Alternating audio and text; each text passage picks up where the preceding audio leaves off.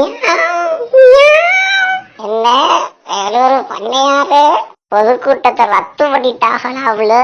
அந்த அச்சத்தின் காரணமாக காவல்துறைக்கு கடுமையான முறையிலே நெருக்கடியை கொடுத்து எங்களுடைய இந்த பர்மிஷனை இன்று கேன்சல் செய்திருக்கிறார்கள். பொதுக்கூட்டம் ரத்து பண்ணதுக்கு பிஜே தான் காரணமாவுல. பிஜேவும் இன்றைக்கு இருக்கக்கூடிய மாநில நிர்வாகிகளும் பயந்து போய் இப்படி எங்களுடைய பிரச்சாரத்தை தடுக்கிறார்கள். உளவுத்துறையினரை எங்களுக்கு சொல்லி இருக்கிறார்கள். கேப்பையில நெய் வடியுதுன்னு சொன்னா கேப்பாருக்கு எங்க போச்சு புத்தி? எது செஞ்சாலும் பிஜே தான் காரணமா? பொதுக்கூட்டத்துக்கும் பிஜே தான் காரணமா? உளவுத்துறை சொன்னாங்களாம்ல, உளவுத்துறை எல்லாத்துக்கும் பிஜே தான் காரணமா?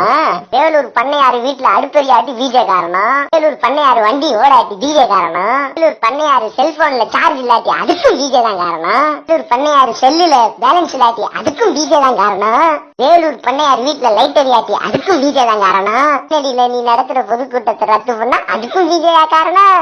ஏன்பா வேலூர் பண்ணையாரு போன்ட்ட பேசின அந்த உளவுத்துறை இருக்குல்ல, அந்த உளவுத்துறை இளவுத்துறைட்ட நானும் கேட்டேன். கடவுள் மண்ணை எப்படி இஸ்லாத்தை பத்தி பேசலாம், கடவுள் மண்ணை எப்படி குரான் ஹதீஸ் பேசலாம்ன்றதுனால பொம்பளைங்கள் எல்லாம் விளக்கு மாத்தெடுத்து வேலூர் பண்ணையார அடிக்கிறதுக்கு மண்ணடிக்கு திரண்டு வர்றதா உளவுத்துறைக்கு தகவல் வந்துச்சான்.